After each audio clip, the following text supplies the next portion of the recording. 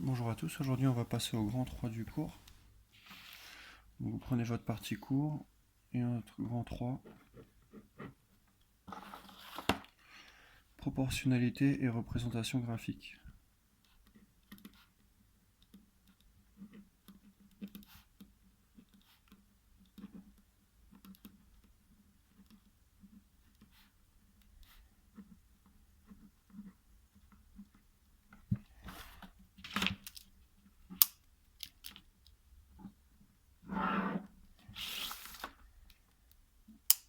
Alors pour bien comprendre ce qu'on va faire, on va partir d'un exemple.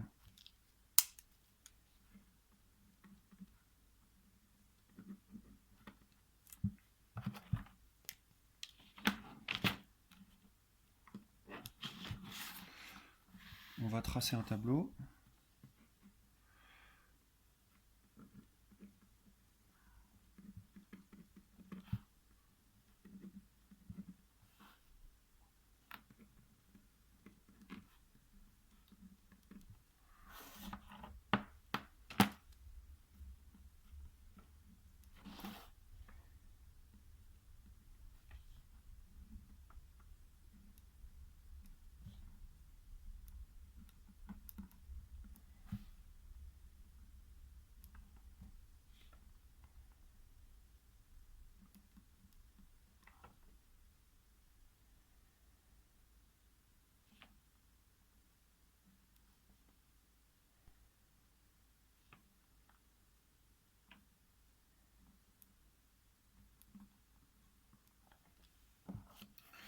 Alors à partir de ce tableau, la première question qu'on va se poser c'est est-ce que c'est un tableau de proportionnalité ?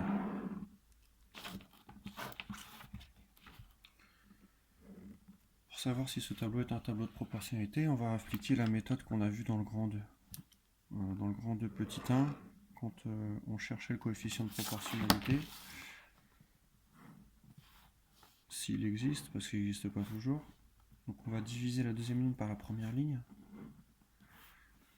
pour chaque colonne, l'une après l'autre, et on va vérifier à la calculatrice si on trouve 4 fois le même résultat.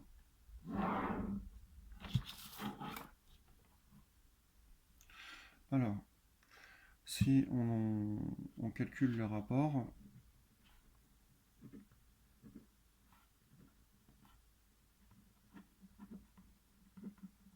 deux point 5 divisé par 2, on tombe sur 2,5.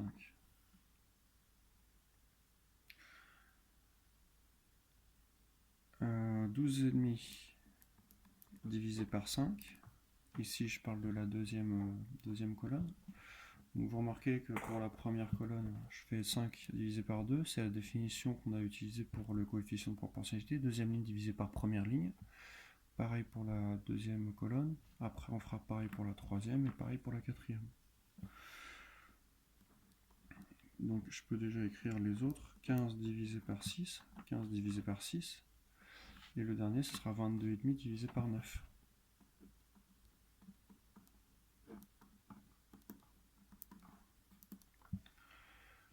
Quand on calcule ces trois rapports, on trouve à chaque fois 2,5. Vous pouvez taper à la calculatrice. Ça signifie quoi, ça ? Ça signifie que les rapports sont égaux.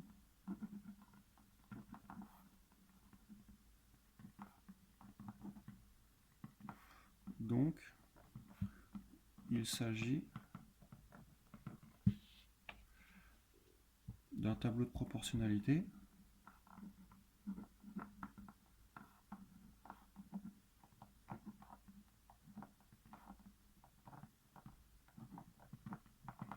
de coefficients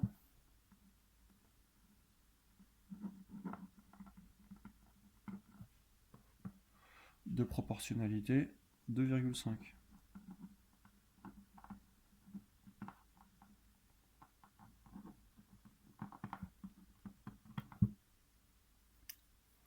Donc ce que je viens de justifier, ça se permet d'illustrer le tableau par une flèche vers le bas et fois 2,5.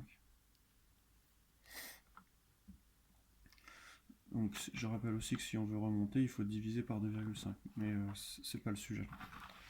Et on va constater maintenant quelque chose si on trace un graphique qui correspond à ce problème-là. Donc on va tracer un graphique. Donc déjà, on va réserver beaucoup de place parce que vous voyez que on va le faire proprement.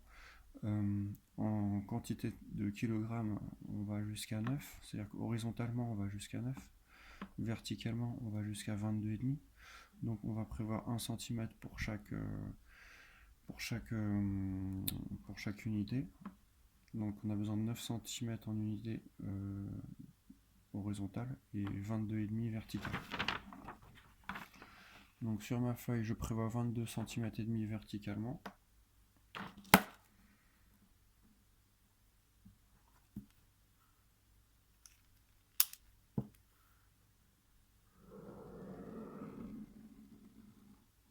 Donc 22,5 ici. Pour prévoir la flèche et les écritures, je vais jusqu'à 24.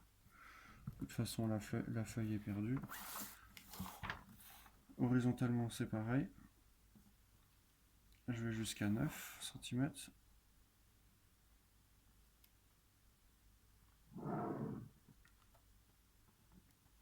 Et ensuite, on va prendre un crayon à papier parce que chaque figure doit être faite au crayon à papier. Moi, je vais quand même le faire au stylo parce qu'on verra mieux, au stylo sur la feuille, sur la vidéo. Et après, j'ai plus qu'à placer les points. Donc horizontalement, si vous vous souvenez bien du tableau, j'ai une quantité en kilogrammes. On place toujours les abscisses par rapport à la première ligne du tableau et les ordonnées par rapport à la deuxième ligne du tableau. On n'inverse jamais, sinon tout est faux. Donc ici, première ligne du tableau, ici horizontalement en abscisse, quantité de en kilogrammes. Pardon. Je rappelle le vocabulaire qu'on a déjà vu au chapitre précédent, dans un des chapitres précédents. C'est l'abscisse.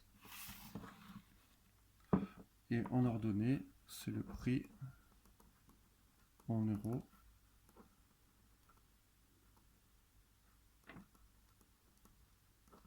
N'oubliez jamais cette légende-là, un peu comme en physique, en SVT, ça coûte des points si vous l'oubliez. Puis je place des points. Donc le premier point qu'on va placer,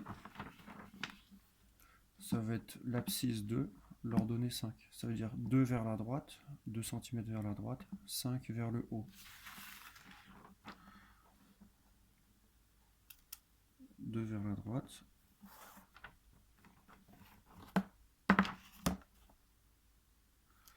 Vers le haut.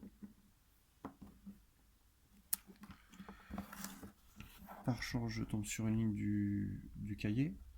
Si je tombe pas sur une ligne du cahier, je suis obligé de reprendre l'équerre pour pouvoir tracer proprement.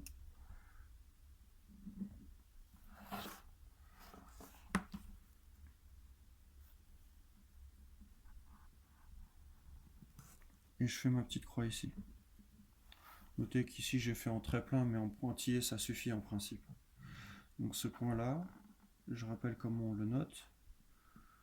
On note toujours en premier l'abscisse 2, en deuxième l'ordonnée 5.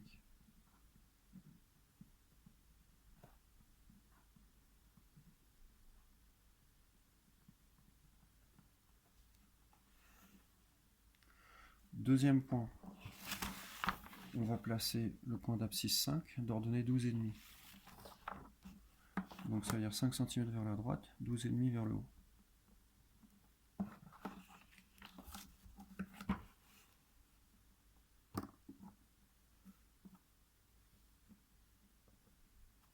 Donc là, je tombe pas sur une ligne du cahier, je suis obligé de faire proprement mon tracé à la règle. En pointillé, je dois avancer de 5 cm. Pareil ici. J'utilise l'équerre pour monter bien droit.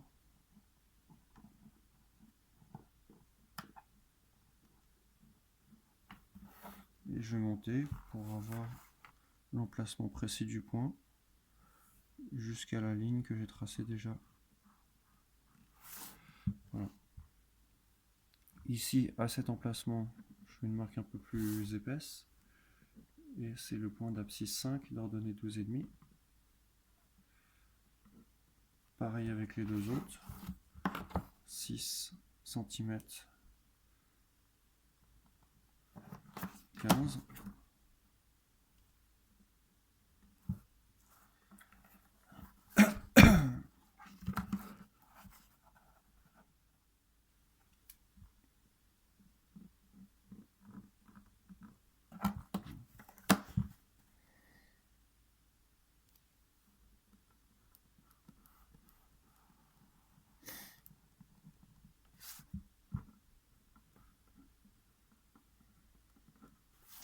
Et le dernier, 9, 22,5. Donc 9 cm. On est là. 22,5 verticalement.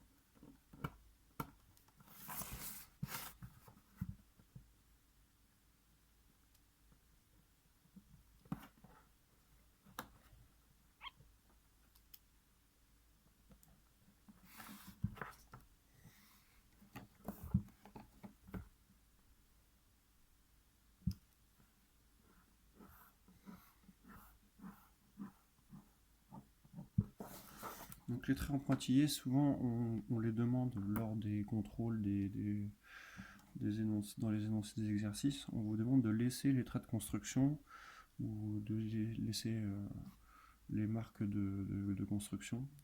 Ça veut dire faire les pointillés qui vous mènent au point. De toute façon, en général, il faut toujours les faire.